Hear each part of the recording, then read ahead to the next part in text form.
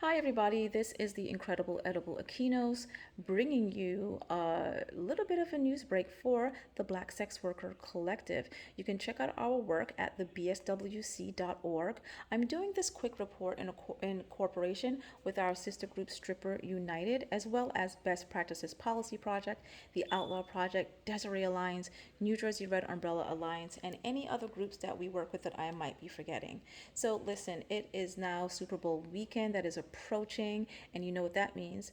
Trafficking enthusiasts are getting their panties wet, putting out all of these ridiculous articles and claims of how many hundreds and thousands of women are trafficked into the Super Bowl each year. So, listen, first of all, this is absolutely ridiculous for two reasons. Number one, how are that many people getting trafficked into one concentrated area, and what nobody is noticing? Like, how is it even possible? Are they taking like 52 Boeing 757s or whatever kind of goddamn plane that it is? Are they getting shipped by boat? Like, how are they all getting into this concentrated area? How are they getting past security? How are they getting past the cops if this is such a big issue, right? Secondly, why this is absolutely preposterous is that there's so many sex workers around that could use this money. Why would you need to traffic anybody into town during that time when there are willing and able participants who you can just dial up and give them your money? Whatever. Let's get right into it. So, look, Super Bowl 56 is happening on February 13th in LA. There's always a spike in domestic violence, however. I feel like the anti-trafficking movement needs to really do a better job at acting like they care about women and other people in these domestic situations that experience violence. They can be taking that money, putting out billboards to bring alerts to this, but instead they put out their money to bring alerts to lies, which in turn turns into more money for them and takes money out of the pockets of us, the actual people that are doing the work to uplift and support sex workers and our rights within this movement. There's also state sanctioned violence that happens against sex workers during this day, along with a spike in domestic violence.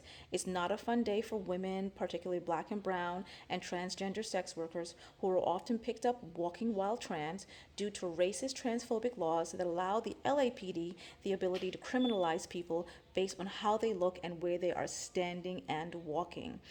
There's an article that was just done on January 3rd, I believe, of this year, in the LA Times, where they discuss 4,000 arrests that happened in California in 2020.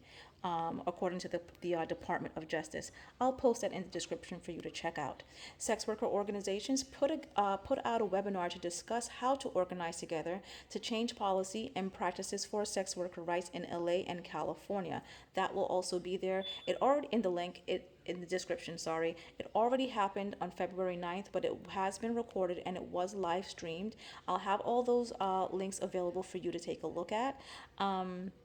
And just some information on some quick studies that you can also go and Google. U.S. Government Accountability Office, Sex Trafficking Online Platforms and Federal Prosecutions, June 2021. This is very relevant to the information I'm giving you now. You can also look at the report on tracing criminalization, policing and prosecution in LA 2017 through 2019.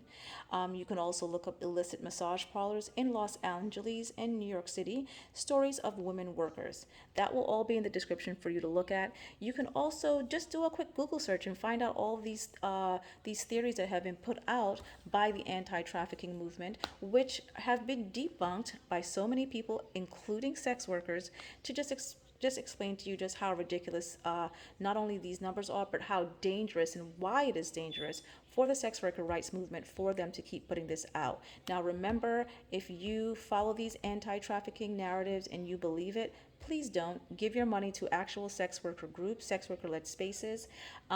Listen, everybody's job has its up and downs, but I want to let you know that if you're committing a human rights violation, such as trafficking somebody against their will, that is not actual work. That's a human rights violation. That's slavery. That's theft. That's lies. That's a whole lot of other things, but it's not actual work. It's not the work that we agree to do. As people.